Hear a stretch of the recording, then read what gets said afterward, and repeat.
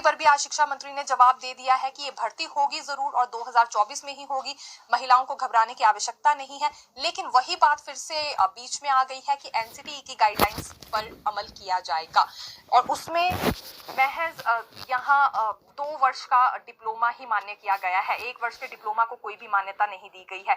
अब यहाँ अधिकतर महिलाएं ऐसी हैं जिनके पास 1 साल का ही डिप्लोमा है, तो 2 वर्ष का डिप्लोमा अब कैसे वो महिलाएं हासिल करेंगी या फिर इसके लिए क्या रास्ता निकाला जा सकता है, इस पर विचार विमर्श किए जाएंगे, ये शिक्षा मंत्री ने कहा। दूसरी बड़ी बात उन्होंने ये भी कही है कि पहले आंगनबाड़ी वर्कर्स को इस भर्ती में शामिल करने की बात सोची गई थी, लेकिन फिर महिला एवं बाल विकास विभाग ने इस पर मंजूरी नहीं दी, एक तरह से सहमति नहीं जताई।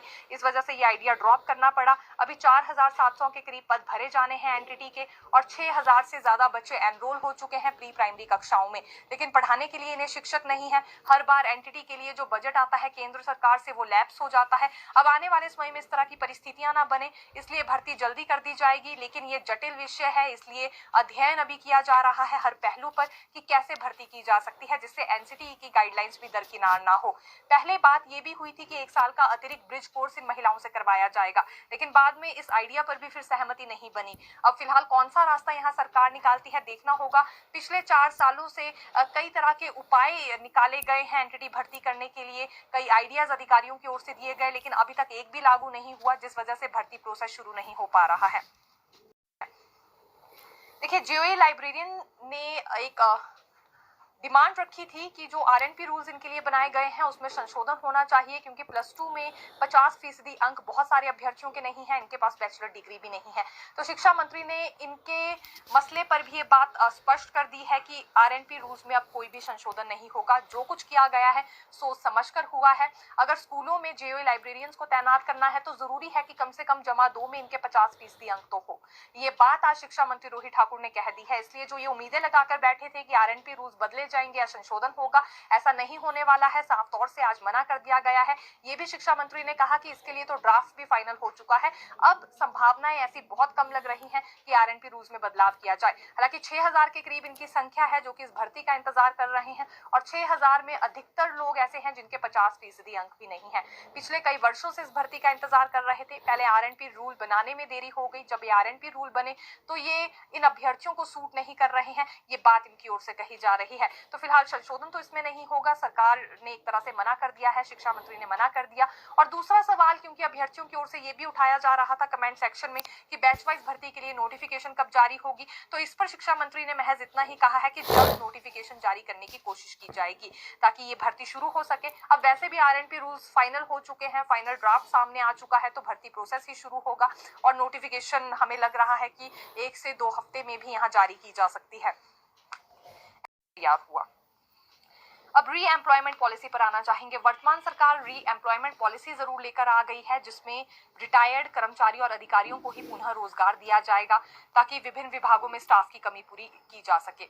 तो इस पर बेरोजगार युवा बुरी तरह से बिफर गए हैं। इनका कहना है कि कहां तो सत्ता में आने से पहले कांग्रेस ने यह वायदा किया था कि युवाओं को रोजगार दिया जाएगा, लेकिन युवाओं को दरकिनार करते हुए अधेड़ उम्र के लोगों को या वरिष्ठ लोगों को दोबारा से रोजगार दिया जा रहा है।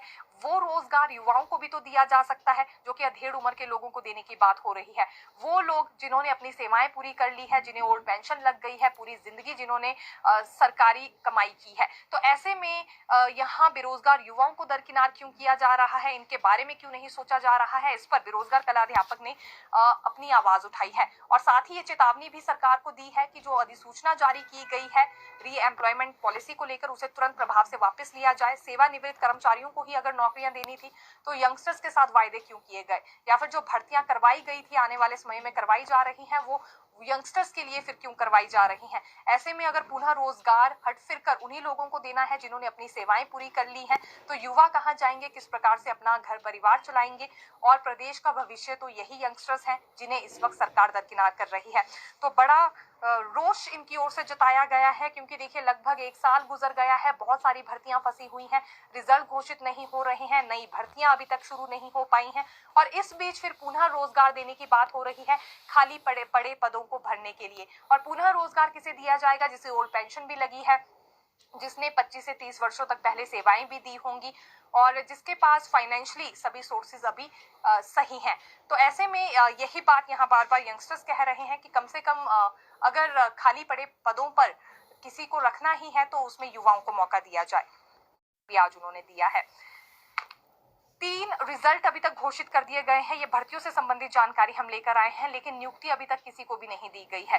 दरअसल ये सरकार के अलग अलग विभाग थे जिनमें रिजल्ट घोषित कर दिए गए हैं भर्ती एजेंसी की ओर से, लेकिन नियुक्ति का इंतजार हो रहा है। तो सबसे पहले 23 सितंबर 2023 को लोक सेवा आयोग ने 140 आयुर्वेद मेडिकल अफसर का रिजल्ट निकाला था, लेकिन अभी तक इन्हें नियुक्ति नहीं मिल पाई है। उसके बाद 10 नवंबर 2023 को बिजली बोर्ड इलेक्ट्रीशियन का रिजल्ट निकाला था और इसमें 112 अभ्यर्थी पास भी हुए थे, इन्हें भी अभी तक नियुक्ति नहीं मिल पाई है। अब तीसरी बात, कॉलेज प्रिंसिपल सीधी भर्ती में 19 अभ्यर्थियों को पास घोषित कर दिया गया है। 19 अभ्यर्थियों का रिजल्ट तो यहाँ जरूर निकाल दिया गया है, लेकिन देखना ये होगा क्या इन्हें भी अपनी नियुक्ति के लिए इतना ही इंतजार करना होगा।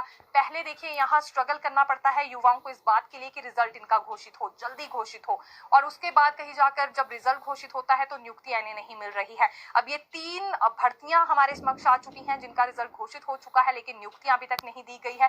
23 सितंबर 2023 को जो रिजल्ट घोषित हुआ था आयुर्वेद मेडिकल ऑफिसर्स का, इसमें आप देख सकते हैं कि लगभग 3 से 4 महीने हो गए हैं और अभी तक यहाँ कोई भी नियुक्ति नहीं दी गई है और नियुक्ति को लेकर हलचल भी नजर नहीं आ रही है। और इसके बाद भी फिर 2 भर्तियों का रिजल्ट जरूर घोषित हुआ है, लेकिन अब यंगस्टर्स जो इन भर्तियों से संबंधित है यही मांग रख रहे हैं कि नियुक्तियां भी इन्हें जल्दी दे दी जाए।